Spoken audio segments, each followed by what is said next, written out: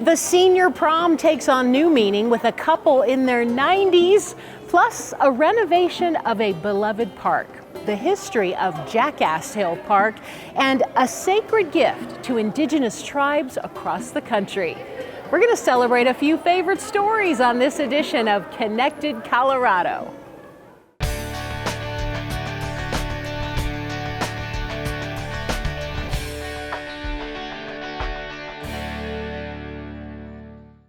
What better place to celebrate stories than a museum that specializes in them? Hi, I'm Wendy Brockman. We're here at History Colorado. We're going to learn more about this great network of museums across our state later in the show. But first, an Aurora couple with an amazing history together. For them, constant companionship is one of the secrets to a life fulfilled. You ready? Oh yes, look how that matches in with the colors. I'm Barbara Keller, and I am 94 years old. I hope I do this right. Well, I'm Richard Keller, and I married a child bride. You know, she's my child bride because I am 94, but 4 months older than she is.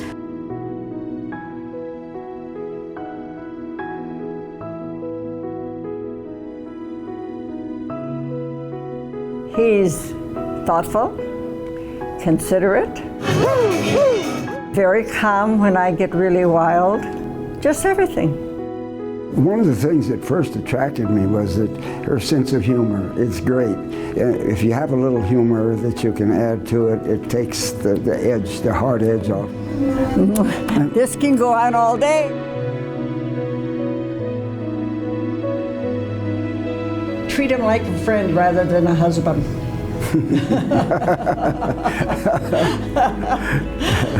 It's just a matter of realizing we are a little different, but our similarities are so much greater that it makes it very successful.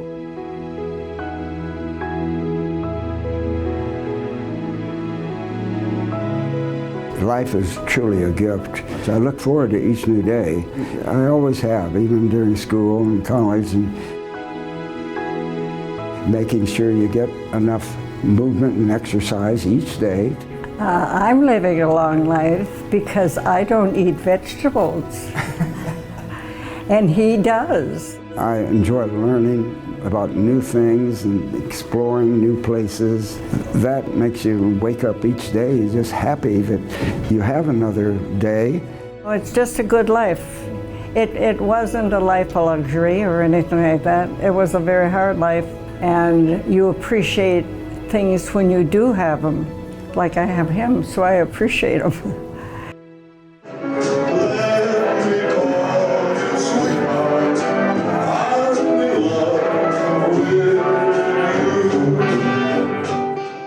We're praying that we live longer. Lots longer. And you don't have to eat vegetables. Richard also credits his long life with never smoking, only an occasional drink, being a vegetarian, and being social. And now I'm here with Dawn DePrince, Executive Director of History Colorado. Thank you for having us, Dawn. Thank you. Happy you're here. Yeah, we love it. Tell me the mission of History Colorado. Well, I think the best way to describe our mission is that we believe that it's important for everyone to engage, understand, and reclaim the past so that we can have a better present as well as build a better future. Makes sense.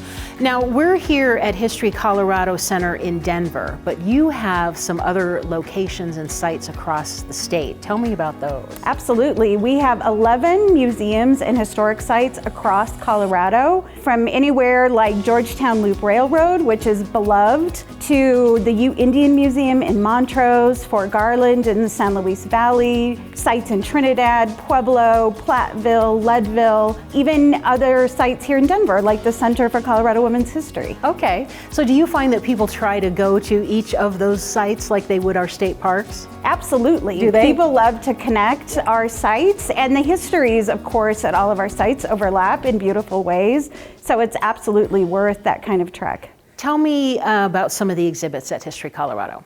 Well, here at the History Colorado Center, we just opened an incredible exhibition on the Sand Creek Massacre, which is a devastating Colorado history. This is done beautifully, told in the voices and based on tribal accounts of our tribal partners. It is their family history, their oral histories, all filtered through this really beautiful and breathtaking exhibition.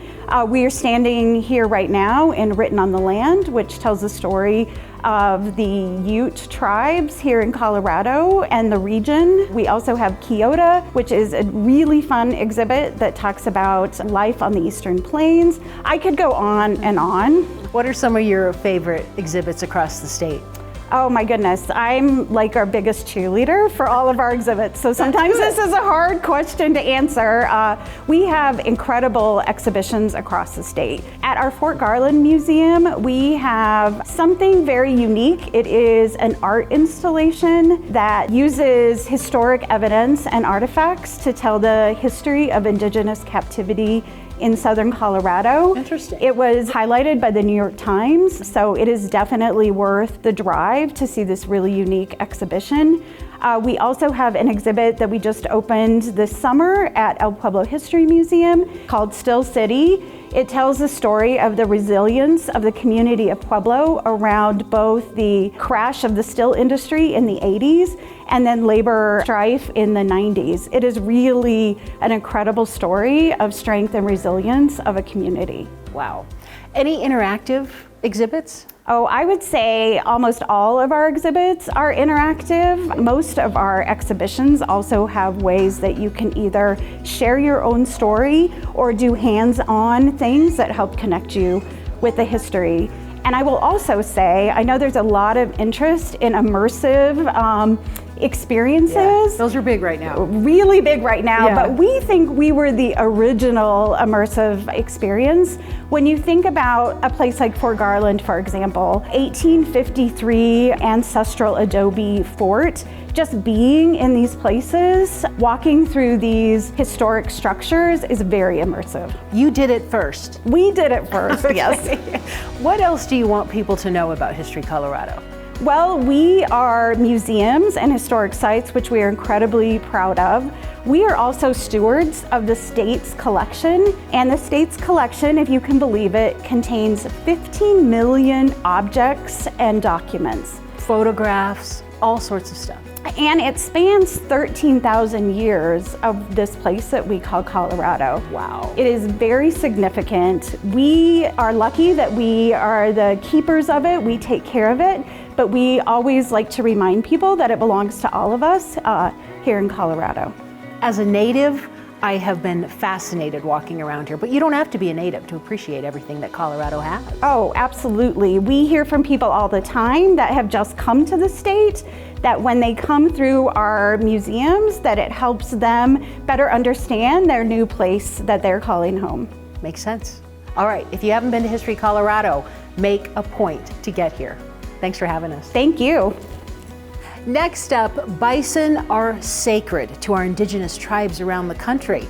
The city of Denver continues its tradition of donating a portion of their bison herd to tribes, helping them restore these animals to their native lands. An overcast sky, heavy fog, and falling snow could not dampen the raised spirits of students, Denver city officials, and tribal representatives from Wyoming, Oklahoma, and Colorado gathered in Jackass Park. Buffalo, Tatanka, that's how you say it in Lakota. They're wild, they're free, they roam, they like to roam in herds. Like how Native Americans, they used to be like roam in groups and they used to follow the buffalo. That's why we were called the Buffalo people. Yeah, so we're singing here today, singing to them and calming them down to hear their roots, I guess, their instincts of being indigenous and everything. And we're here to help them, and we're gifting the buffalo to the reservations where they can be over there and roam free and give back to the people and give back to Mother Earth. On Monday, March 21st, Denver donated 33 young snorting bison to members of the Arapaho and Cheyenne tribes in an effort to restore the iconic animals to their tribal lands. In 2020, I ran the ordinance that established a land acknowledgement for Denver City Council. And it's just something that reminds us of where we are and who came before us, and moreover, what our responsibility is to honor and recognize that.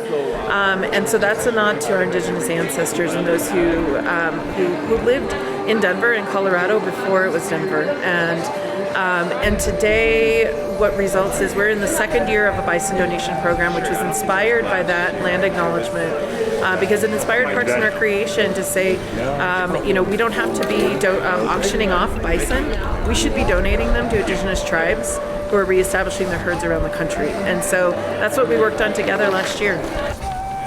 To read words that are on a paper, the land acknowledgement, doesn't mean a lot until you really take action. And so the bison, the buffalo are part of the land. So for us to be able to transfer these bison back to tribes across the nation to help them either improve their herd health or to actually start new herds is pretty amazing work that we're able to do.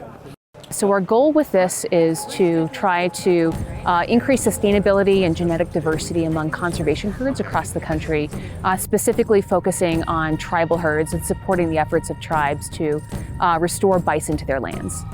A lot of times we talk about things, and this is actually putting action to them, and to see how thankful the nations were, the tribal nations were, was just once in a lifetime opportunity. Honestly, I've never seen anything like this happen on Parks land, and it was heart-wrenching and just heartwarming. The Intertribal Buffalo Council, dedicated to restoring buffalo to reservations, has returned about 20,000 bison.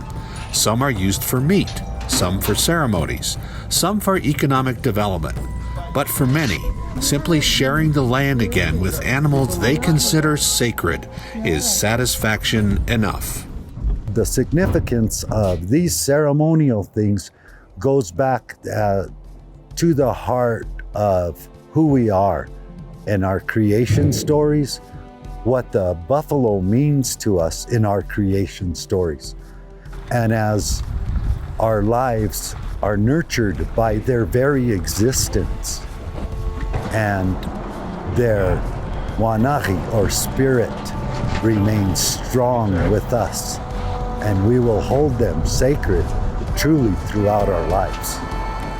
This is what we should have been doing for decades, as owners and as stewards of these wonderful animals.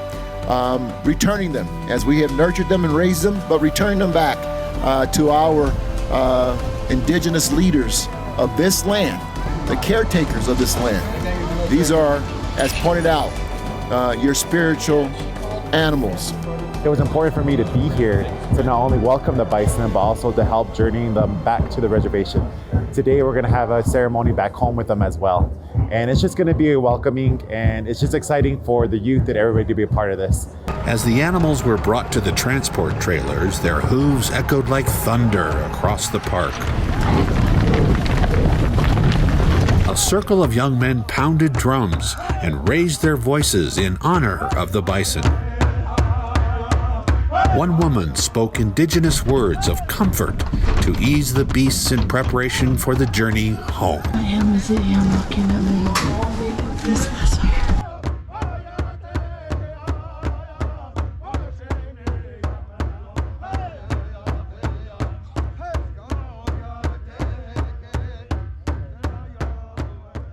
Wow, we thank everyone involved for such an important program.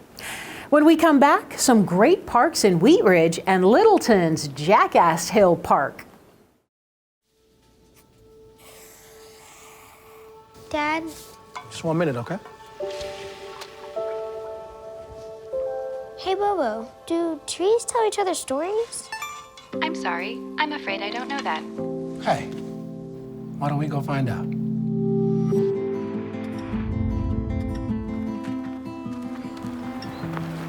Listen.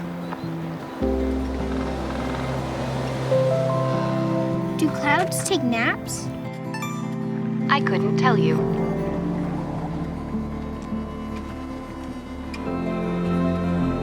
Can birds draw pictures?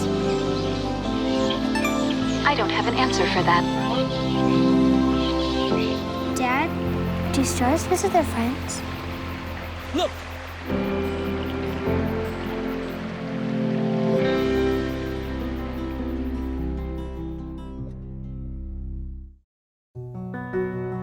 Victor deployed for the first time to Afghanistan in 2003. He sustained a moderate traumatic brain injury. Basically, he had to relearn everything. One of the most important elements of caregiving is taking care of yourself. We have our own journey, and we can fulfill that journey at the same time that we are helping our loved one. Visit aarp.org/caregiving for a free military veterans guide to navigate your caregiving journey. Okay, Dad. 1, 2, 3.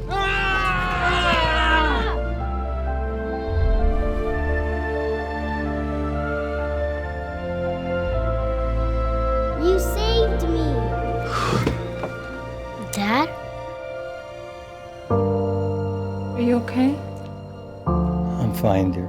Your hero needs you now, and AARP is here to help. Find the care guides you need at aarp.org/caregiving. Up next, reinvestment in city parks has been a top priority in Wheat Ridge. That goal has been realized with the grand reopening of Prospect Park and a new outdoor fitness area in Panorama Park. Welcome to Panorama Park.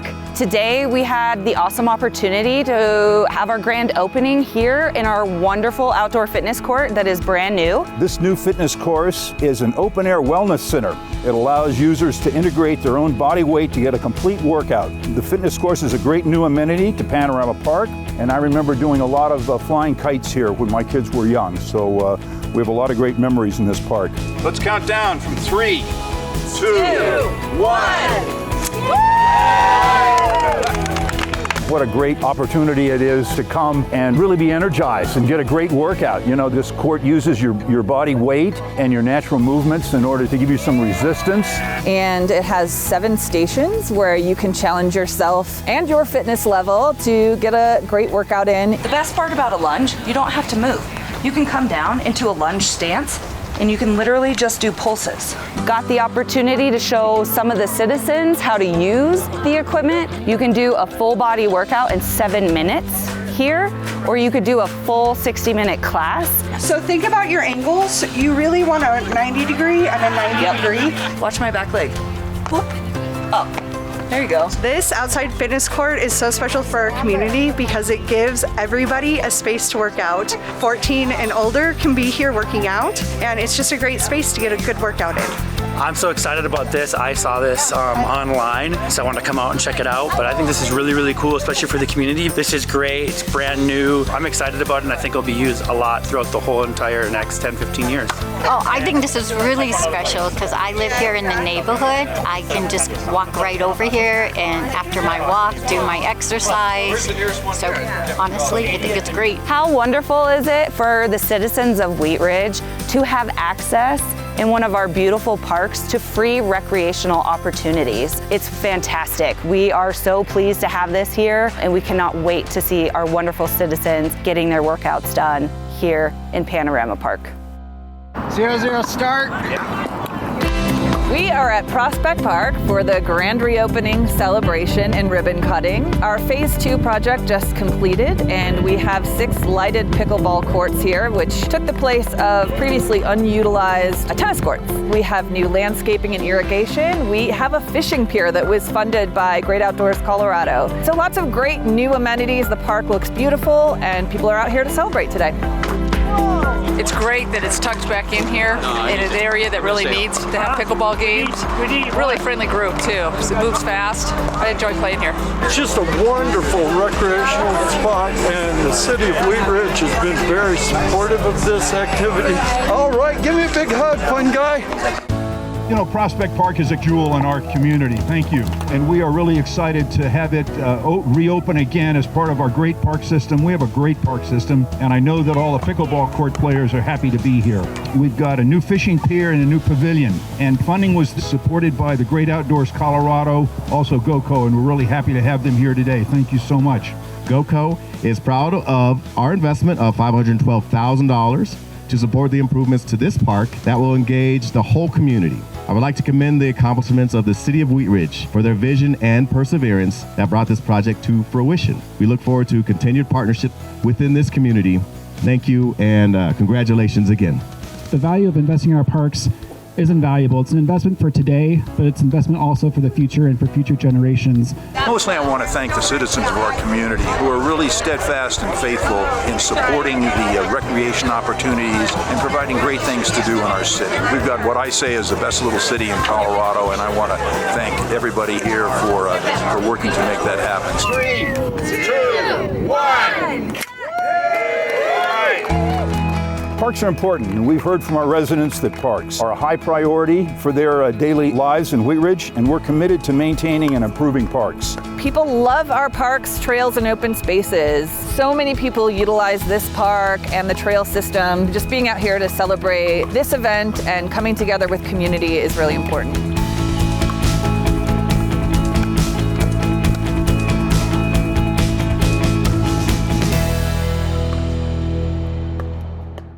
Seems like all the car manufacturers are rolling out their brand new electric vehicles. But here at the History Colorado Center, you can see one of these new electric vehicles from 1914. Check it out. This is the electric Fritchley automobile made in Denver. Molly Brown drove one. Top speed, 25 miles per hour. And they have a Model T here at the museum.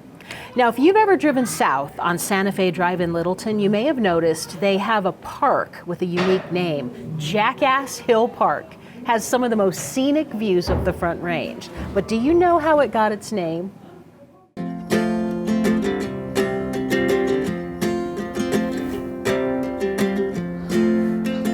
Oh, hey everybody, I'm Jim Becklenburg, your new Littleton City Manager. Can you believe this view? It's just spectacular. So I'm learning about all the great things we have in Littleton, and one of them relates to this place. It's actually a word I heard, more like a name, and it kind of caught my ear. People are throwing it around all the time. Well, that word is Jackass Hill, and this is Jackass Hill Park.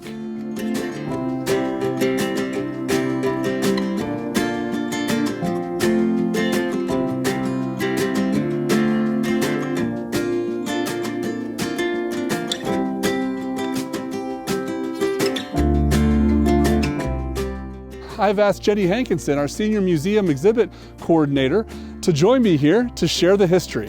Jenny, thanks for joining me on such a beautiful day and such a beautiful place. So I understand that you have as much history as anybody else about Littleton. Thanks for having me here today, Jim. This is really a fun place to come and see the whole Front Range pretty much. So the park, the road, the hill, Jackass Hill. Can you tell us about that? I'd love to. And despite popular belief, Jackass Hill is not named after any one person, but in fact, it was named after an entrepreneur during World War I who thought that he could get the market on mules and providing mules for the US military. So he had a bunch of mules, he had them up here, and obviously there were no houses in this area. The war came to an end in 1918, and he wasn't able to sell the mules to anybody. So he just kind of left them here on this side facing down towards the river. All right. All this talk about mules and donkeys and jackasses, what is the difference? Well, the difference between the two of them is not terribly huge. A mule, everyone says they're super stubborn, and they certainly can be. They're also incredibly intelligent, and they are half horse and half donkey. Interestingly, they cannot produce their own offspring. They're born sterile. So Julie here, she will never have her own babies. But she is the product of a donkey and a horse. So she looks a lot more horse than she does donkey, which is where they get the reputation for being stubborn. Now the donkey, come here, Ernest. Now this one, they can be stubborn too. This one is really sweet. His name is Ernest. He's a good boy. So a jackass is a male donkey. So glad we got that figured out. Well, that's a lot of history since World War I. When did it become a park? That's also a great question. Jackass Hill was kind of known as Jackass Hill all that time after the mules slowly started dying off. At that point in time, this was a place where kids would come to, you know, maybe watch the sunset, wink, wink. And, it was always known colloquially as Jackass Hill. And then in 1987, there was a group of Littleton citizens who started the Jackass Hill Ski Patrol. And it was a fun way to sell t-shirts and make some money to sell to charity. But after that is really when the park came into being. And that was in about 1993. The area was going to be developed. And with that, a part of the development plan was to have a multi-acre park in this area. So when did the neighborhood come to be?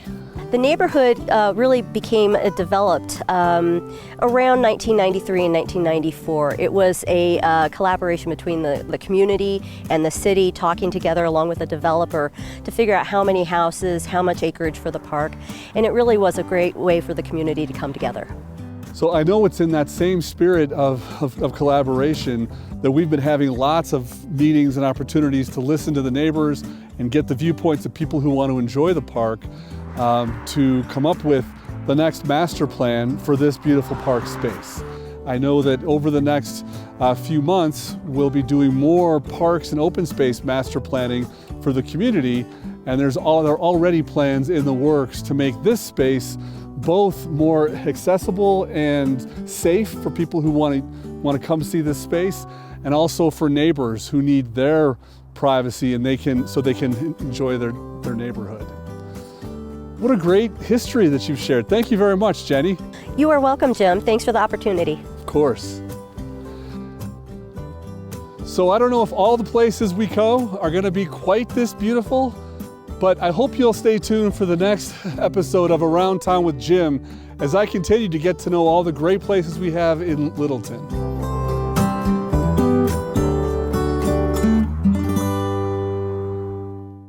Thanks again to History Colorado for having us. We hope you've enjoyed some favorite stories. And look, Molly Brown again. This is the cloak she wore to the opera.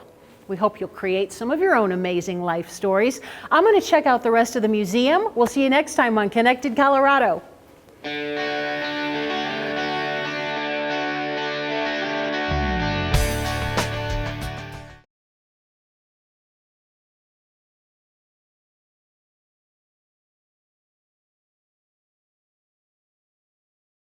A senior prom with a different kind of seniors, those in their 90s, and a sacred gift to indigenous tribes around the country.